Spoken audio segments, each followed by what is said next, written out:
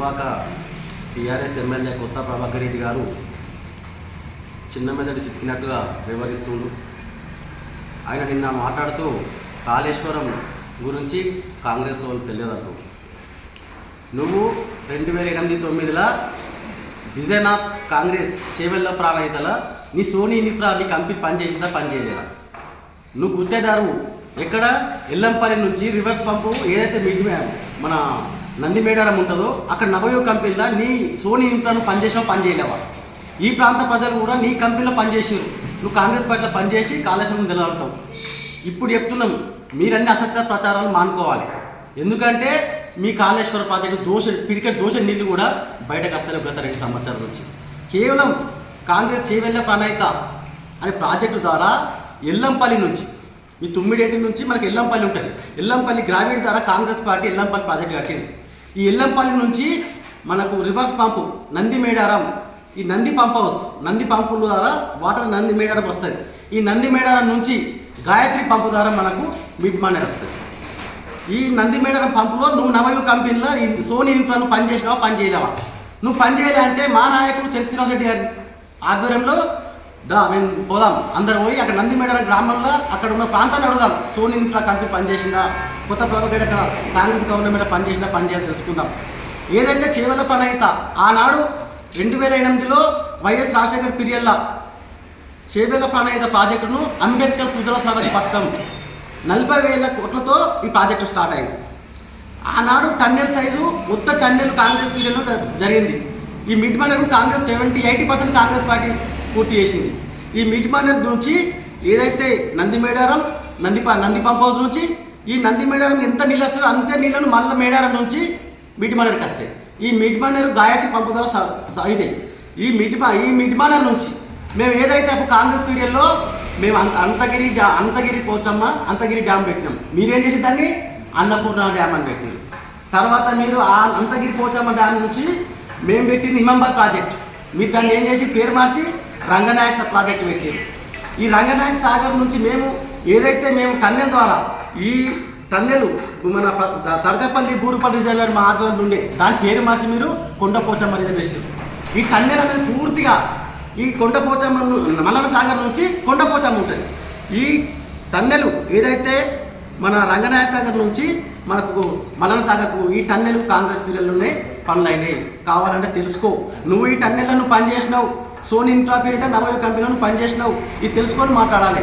గతంలో మేము ఇదే ఈ చేవెళ్ళ ప్రణాళిక మా డిజైన్ ఆఫ్ కాంగ్రెస్లో మీరు అంతర్భాగంగా పనిచేసారు. మీరు ఈ Sriram Sagar project water gravity ద్వారా 10,000 క్యూసెక్ల నీళ్లను మేము మిడ్ మానేర్ తీసుకొస్తాం. ఈ మిడ్ మానేర్ నుంచే మనకి ఎల్లంపల్లి వచ్చే నీళ్ళు 2 ఈ పంప్ హౌస్ ద్వారా సరఫరా అవుతుంది. ఇది తెలుసుకొని మాట్లాడాలి. మాకు ఏంటంటాం, ఏదైతే కాంగ్రెస్ పీరియడ్లోనే మా పీరియడ్లోనే పూర్తయింది.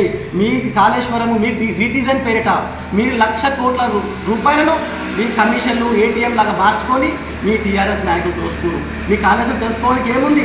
ఆనాడు మా కాంగ్రెస్ పీరియడ్లో చేసిన ఈ చేవెళ్ళ ప్రాణితల అంతర్భాగమే ఇక నీళ్ళు వస్తున్నాయి. కానీ అసత్య ప్రచారాలు చేసుకుంటూ మేము చేస్తున్నాం, మేము Nandi pump house Gayatri pump house ఎవరి ద్వారా అయింది? నువ్వన్న పని చేసినావు కాంగ్రెస్ గవర్నమెంట్. ఇది తెలుసుకొని అంటున్నా. నిన్న మాట్లాడతాడు కాంగ్రెస్ పార్టీ వాళ్ళకు వరి కొయ్యలు ఉరి కొయ్యలు అంటాడు. నువ్వు గతంలో మీరు వరి చేస్తే ఉరి అంటారు. మీ చరిత్ర కదా. యూరియా ఎంత వస్తుందో మీకు తెలియదా? కనీసం గణం లేదా? కేంద్ర ప్రభుత్వం సరఫరా చేస్తే ఈ ప్రాంతంలో 8 మంది ఎంపీలు ఉంటారండి, బీజేపీ ఎంపీలు. వాళ్ళని అడిగే శాత కాదు. ఇద్దరు కేంద్ర మంత్రులు ఉంటారు. అది కాకుండా కాంగ్రెస్ పార్టీ కాళేశ్వరం తెలుసుకోవడం, కాళేశ్వరం దోచ నీళ్ళు పిలికే దోచ నీళ్ళు కూడా వస్తలేవు. ఇది కేవలం కాంగ్రెస్ పార్టీ అది తెలుసుకోవాలి. మీరు మిడ్ మానేర్ నుంచి ఏదైతే గ్రావిటీ ద్వారా శ్రీరామ్ సాగర్ పద్ధతి నీళ్ళు వచ్చినాయో ఈ తోటపల్లి ప్రాజెక్టు ఉండే తోటపల్లి ప్రాజెక్టు కొంతమంది మీ యొక్క సామాజిక వర్గాలకు భూములు కోల్పోతున్నామని తోటపల్లి ప్రాజెక్టుని నాశనం చేసి మీ చరిత్ర కాదా?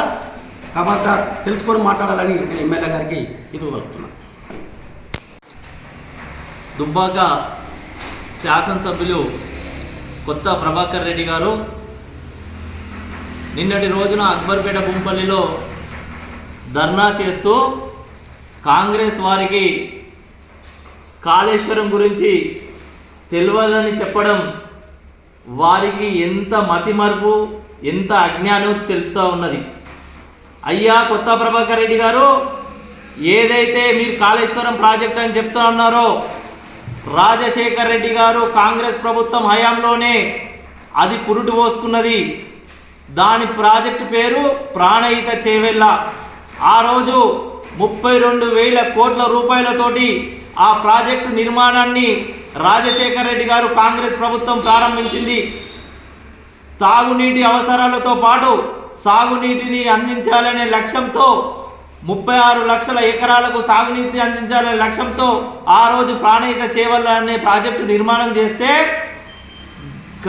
కాంగ్రెస్ ప్రభుత్వం నిర్మాణం చేస్తే మీరు ఏం చేసిర్రా? మీ ప్రభుత్వం ఏర్పడంగానే ఈ ప్రాణహిత చేవెళ్ళ ప్రాజెక్టు అవినీతిమయము, మెగా కన్స్ట్రక్షన్కు ఆంధ్ర వాళ్ళకి ఎట్లా ఇస్తారు, ఇది పూర్తి అవినీతిమయం అని చెప్పేసి రిడిజైన్ పేరుతోటి మళ్ళా మీరు ఎవరైతే ఆంధ్ర కాంట్రాక్టర్ అన్నారో అదే మెగా కృష్ణారెడ్డికి 1,00,000 కోట్ల రూపాయల పైబలి మీరు ఖర్చు పెట్టించిన చరిత్ర మీది కాదా?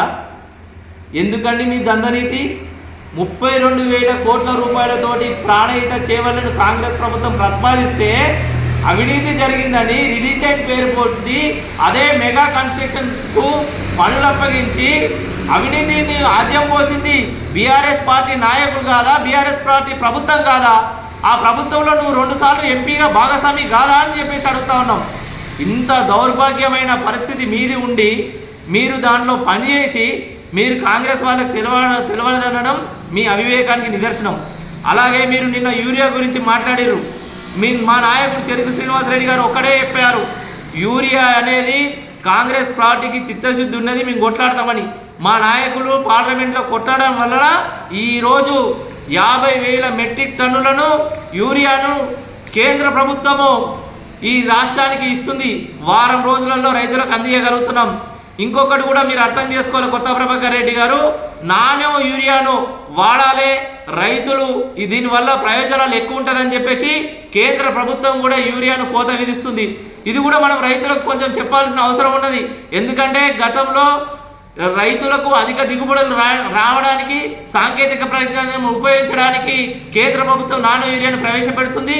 రైతులు కూడా ఆ విధంగా నానో యూరియాను వాడడానికి కృషి చేయాలని చెప్పేసి తెలుపుతా ఉన్నాం.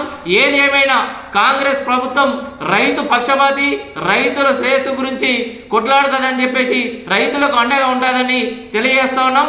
కొత్త ప్రభాకర్ రెడ్డి గారు మీ చిల్లర మాటలు, చిల్లర చేష్టలతోటి దుబ్బాక నియోజకవర్గ ప్రజలను ఆగం చేస్తూ ఉన్నారు. అది బంద్ చేసుకోండి.